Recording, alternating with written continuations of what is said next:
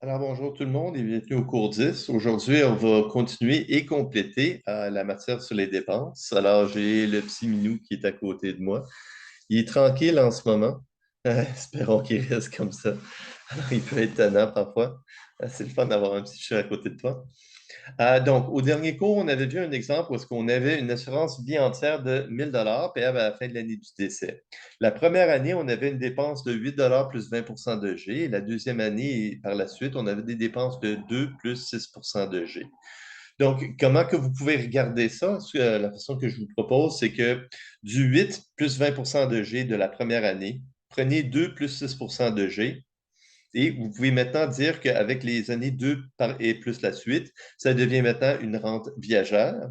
Et vous avez un 6 plus 14 de G dans la première année. Bien sûr, si vous voulez faire ça d'une autre façon, vous pouvez avoir 8 plus 20 de G pour la première année et une rente différée de 2 plus 6 de G. Il y a plusieurs façons d'arriver à la réponse. Donc, on avait dit que la prime nivelée nette était de 44 et 44. La prime brute était de 50 et 81. Et la différence entre les deux, c'est la prime qu'on dit la prime pour dépenses. Alors, c'est le surplus qui couvre toutes les dépenses, les commissions, les coûts fixes, les coûts variables, les profits, les écarts aux marges défavorables. Donc, la première année, on chargeait 50 et 81. La prime nivelée nette, c'est 44 et 44. La différence, c'est la prime pour couvrir les dépenses, 6 et 37. Mais les dépenses la première année sont de 18 et 16. Donc, 8 plus 20 de G. Alors, 20 de 50 plus 81. 20 de 50,81 plus 8, ça donne 18 et 16 sous la première année. Donc, on va avoir une réserve négative à cause de cette grosse dépense de première année. Les années subséquentes, on a toujours la prime nivelée nette pour les dépenses, la prime pour dépenses nivelé de 6,37 et les dépenses vont être de 2 plus 6 de 50,81, donc 5 et 5 sous. Donc, qu'est-ce qui arrive? C'est qu'on va avoir une réserve négative pour les dépenses et ce déficit doit être couvert par la compagnie d'assurance. On appelle ce déficit New Business Strain. Alors, la compagnie doit investir des capitaux propres pour couvrir ce déficit. Donc, la réserve négative, ben, c'est tout simplement un investissement en capitaux propres que la compagnie doit faire afin de pouvoir émettre cette police. Donc, quelle est la réserve totale à la fin de la première année? Alors, la valeur présente actuelle, alors la réserve totale autant t est égal à 1, ben, c'est la valeur présente actuelle des prestations plus la valeur présente actuelle des dépenses moins la valeur présente actuelle des primes brutes. Alors, on peut calculer la réserve nette et ajouter ou soustraire la réserve pour dépenses et ça nous donnerait la réserve totale, la réserve brute. Donc, la valeur présente actuelle des prestations va tout le temps être inchangée à 454 et 56. La valeur présente actuelle des dépenses, alors, la grosse dépense de la première année, elle est faite. Il reste juste des dépenses de 6 de G plus 2 alors, c'est qui va être payable viagèrement en début de période. Donc, on va multiplier par un facteur de rente à 66 ans. Donc, la valeur présente actuelle des dépenses, c'est 48 et 66 sous. Et on va recevoir des primes brutes de 50 et 81. La personne, elle est maintenant âgée de 66 ans. Donc, la valeur présente actuelle des primes brutes, c'est 489 et 62. Donc, quelle est la réserve totale?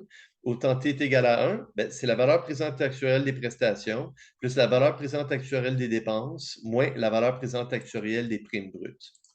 Et donc, la réserve, elle est de 13 et 60 sous. La réserve nette, elle demeure inchangée à 26 et 34, mais la réserve brute, la réserve totale, elle est de 13 et 60 sous. Donc, on a un déficit de 13 et 74 sous. Pourquoi? La première année, on a reçu une prime qui était égale à une prime pour dépenses qui était égale à 6 et 37, mais on avait des dépenses de 18 et 16. Par la suite, on va avoir une prime pour dépenses de 6 et 37 et des dépenses annuelles de 5 et 5.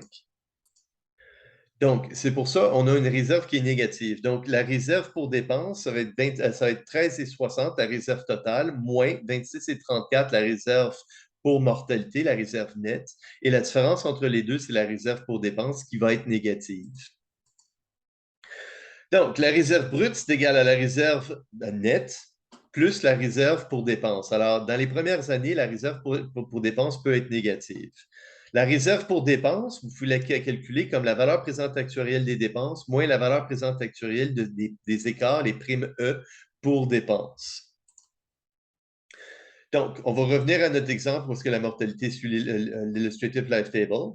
Calculer la réserve pour dépenses après la première année. Alors, si on regarde juste les dépenses et les primes pour dépenses au lieu de regarder la réserve totale, alors la valeur présente actuelle des dépenses, ben, c'est 2 plus 6 de G fois un facteur de rente, 48 et 66. La valeur présente actuarielle des primes pour dépenses, alors c'est 6,37, la prime E, fois un facteur de rente. Alors, c'est une prime qui est payable viagèrement en début d'année. La personne, elle a maintenant 66 ans.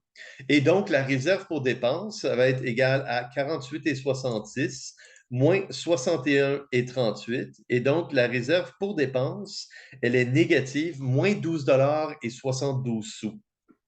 Donc, la compagnie, elle a des dépenses annuelles à partir de ce moment-ci, ça va être des dépenses annuelles de 6 de G plus 2 donc des dépenses d'environ 5 et quelques cents. Et on va recevoir des primes annuelles de 6,37 juste pour couvrir les dépenses.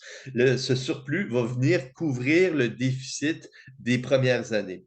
Et si la personne survit assez longtemps, la réserve va passer de négatif à positif en théorie. OK, on va regarder un autre exemple. Maintenant, on va regarder une assurance qui est temporaire. Alors, une dotation 3 ans. Une dotation, ça veut dire que si la personne décède avant 3 ans, on paye une prestation de décès à la fin de l'année du décès. Et si la personne survit 3 ans, on va payer le 1000$ si la personne survit. Le taux d'intérêt est de 15 %. Alors, les coûts de la première année, on va dire encore une fois, c'est 8 plus 20 de G. Les coûts des années subséquentes, c'est 2 plus 6 de G. La probabilité de mourir dans la première année, c'est 10 %. Si la personne survit une année, la probabilité de mourir dans la deuxième année, c'est 1/9, alors c'est 11,11 %. Et si la personne survit les 2 prochaines années, la probabilité de mourir dans la troisième année, c'est 50 %. Mais vu que c'est une dotation, si la personne ne meurt pas dans la troisième année, si la personne survit jusqu'à la fin de la troisième année, on va lui payer la prestation de 1000 $. Donc, on va commencer par calculer l'assurance nette, la rente nette et la prime nivelée nette. Par la suite, on va regarder les dépenses, on va calculer la grâce. La différence entre les deux, ça va être la prime pour dépenses. Et par la suite, on va regarder les réserves nettes, brutes et pour dépenses. Au temps T est égal à 1 et au temps T est égal à 2. Donc, facteur d'assurance. On paye 1000 $ si la personne décède la première année. Donc, si on paye 1000, si la personne décède il y a 10 de chance de décéder dans la première année, on va payer 1000 $ à la fin de l'année, on va escompter ça avec du 15 au temps T est égal à 0. Si la personne survit la première année, donc elle n'est pas morte la première année, elle a 90 de chance de survivre la première année et 11,11 % de chance de mourir l'année suivante, on va lui payer 1000 $ à la fin de la deuxième année, donc au temps T est égal à 2, qu'on va ramener avec 15 d'intérêt pendant 2 périodes. Alors, la personne elle a 10 de chance de mourir, 90 de chance de survivre la première année, 88,89 de chance de survivre la deuxième année. Si la personne, et donc la probabilité de survivre les 2 premières années, c'est 80 %. Si la personne décède dans la troisième année, on va payer à la fin de la troisième année 1000$, donc 1000$ au temps T est égal à 3. Et si la personne survit la troisième année, on va lui payer 1000$ au temps T est égal à 3. Donc, on a 10 de chance de mourir dans la première année, 10 de chance de mourir dans la deuxième année. Donc, on a 80 de chance on a 80 de chance de survivre les 2 premières années. Et quoi qu'il arrive, à la fin de la troisième année, on paye 1000$. Donc, au temps T est égal à 3 qu'on escompte avec 15 d'intérêt pendant 3 périodes. Donc, la valeur présente actuelle de 1 $ de dotation, c'est 68,858 cents. Alors, pour 1000 $, ça va être 688,58 $. Le facteur de rente, alors le facteur de rente, c'est 1 moins le facteur de dotation divisé par D. C'est égal à 1 plus on a 90 de chances de recevoir une prime au temps 1 qu'on va escompter avec 15 d'intérêt. Et on a 80 de chances de recevoir la prime au temps t est égal à 2 qu'on va escompter avec 15 d'intérêt. Alors, dans les deux façons de le calculer, vous arrivez à 2,38 pour chaque 1 de rente, c'est 2,38,75 $. Donc, la prime, c'est égal à 1000 fois le facteur d'assurance divisé par le facteur de rente. La prime nivelée nette pour une dotation 3 ans de 1000 $ payable à la fin de l'année du décès, c'est 288 et 41 sous. Donc, maintenant, on a calculé la valeur présente actuelle des prestations. On peut calculer la valeur présente actuelle des primes brutes. Alors, on va recevoir une prime G pendant 3 ans si la personne elle est en vie.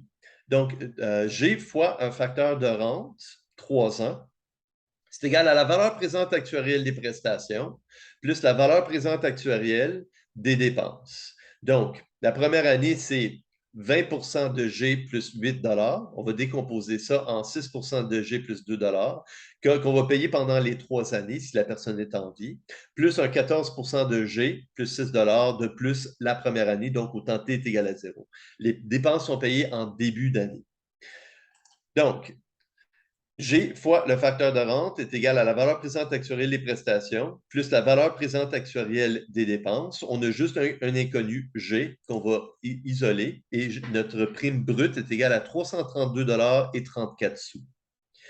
Donc, si la prime nivelée nette, elle est égale à 288 et 41 et la prime brute, c'est 332 et 34, la différence entre les deux, c'est la prime pour dépenses E, 43 et 93 sous. On peut maintenant calculer les réserves nettes et totales et pour dépenses au temps 1 et au temps 2. En passant, la réserve au temps t est égale à 3, elle va être égale à 1000 $. La prime nette va être de 1000 $ parce que quoi qu'il arrive, on paye 1000 $ au temps t est égal à 3. Et aussi, la prime pour dépenses, la réserve pour dépenses va être nulle à rendre à ce moment-là. Donc, quelle est la valeur présente actuelle au temps 1 des prestations? Donc, alors la personne, elle a survécu une année. Elle a 11,11 de chance de mourir dans la deuxième année. Donc, au temps t est égal à 2, on va payer 1000 $ s'il meurt. Donc, on ramène ça au temps t est égal à 1 avec une période d'intérêt. Et si la personne ne meurt pas dans la prochaine année, alors si elle meurt ou elle survit jusqu'au temps t est égal à 3, quoi qu'il arrive, on va payer 1000 $ au temps t est égal à 3. Donc, pour ramener ça au temps t est égal à 1, on va escompter ça avec 2 périodes d'intérêt. Et donc, la valeur présente actuelle des prestations, 768 et 62. La valeur présente actuelle des primes, alors c'est 288,41. On va recevoir une prime aujourd'hui au temps t est égal à 1. Et si la personne est en vie dans une année, on va recevoir une prime. Donc, elle a 11,11 de chance de mourir, donc 88,89 de chance de payer la prime l'année prochaine. Alors, dans une année, donc, on va se compter ça avec une période d'intérêt. Et donc, la valeur présente actuelle des primes, P, 511 et 34. Donc, la réserve nette au temps t est égal à 1, c'est 257 et 28. La valeur présente actuelle des dépenses, alors la grosse dépense de la première année, elle est payée. Alors, c'est 6 de la prime brute, 332 et 34 plus 2 $. Alors, aujourd'hui, on va avoir une dépense et si la personne est en vie dans une année, on va avoir une deuxième dépense. Donc, elle a 11,11 de chance de mourir et donc 88,89 de chance d'être capable de payer la prime dans une année qu'on va escompter avec 15 d'intérêt. Et donc, la valeur présente actuelle des dépenses, c'est 38,89. On reçoit une prime pour dépenses de 43,93, une prime aujourd'hui.